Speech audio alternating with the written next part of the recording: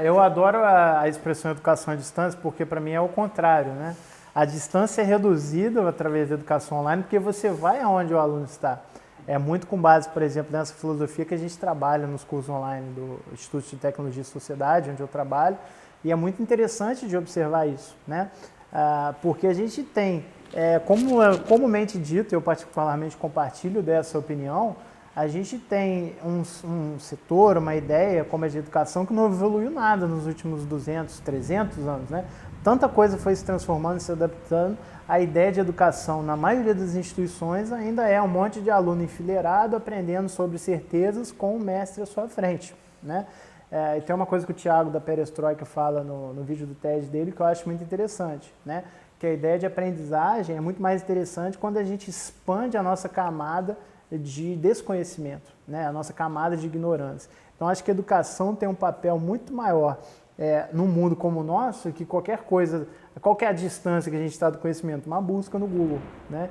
Então, acho que faz muito mais sentido a gente entender, expandir a nossa camada de ignorância, né? Uma educação que nos ensine sobre o que a gente não sabe, para que a gente mesmo possa ir atrás dos assuntos que nós julgamos ser necessários dominar para fazer aquilo que desejamos, do que simplesmente repetir e decorar certezas. E por que a educação online tem muito a ver com isso que eu estou falando?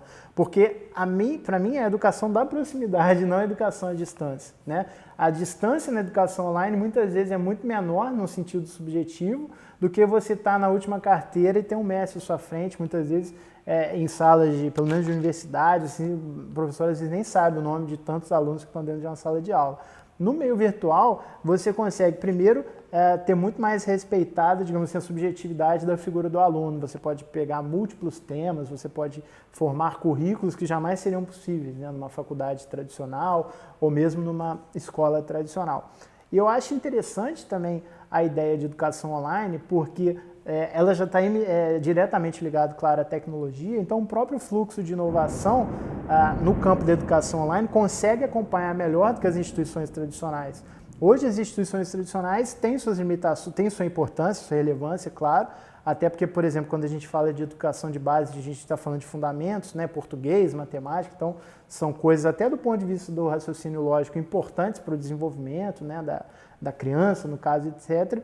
Mas você replicar essa lógica para o resto da vida da pessoa, de não poder escolher e não poder ter vinculada à educação formal dela a ideia de aprendizagem continuada, que hoje é a tônica do mundo, é muito ruim, né? Eu dizia que se a gente for algumas gerações para trás, os meus avós não estudaram, não fizeram universidade, os meus pais fizeram graduação, hoje colegas fazem especialização, mestrado, estão sempre atualizados, né? Até para uma questão de mercado, senão em alguns casos podem ficar para trás.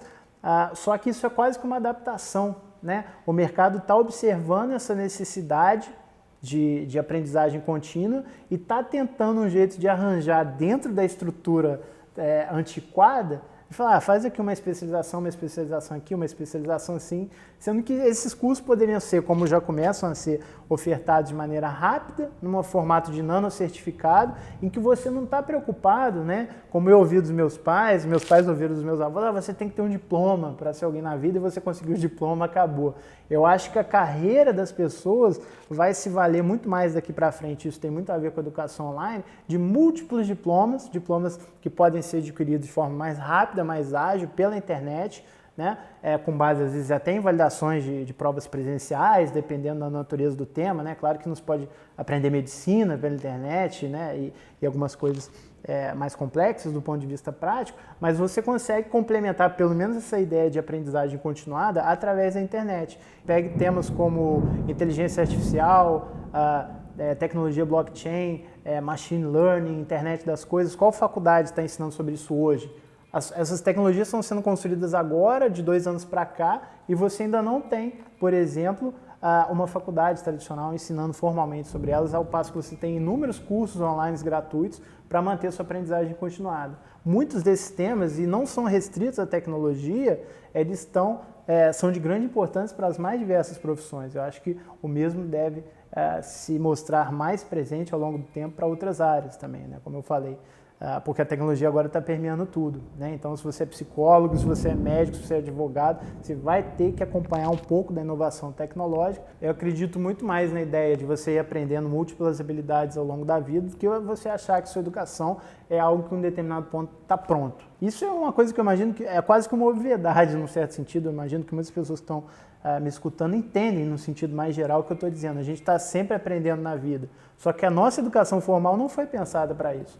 E a educação online, hoje, é o que eu vejo de mais próximo tentando resolver esse problema.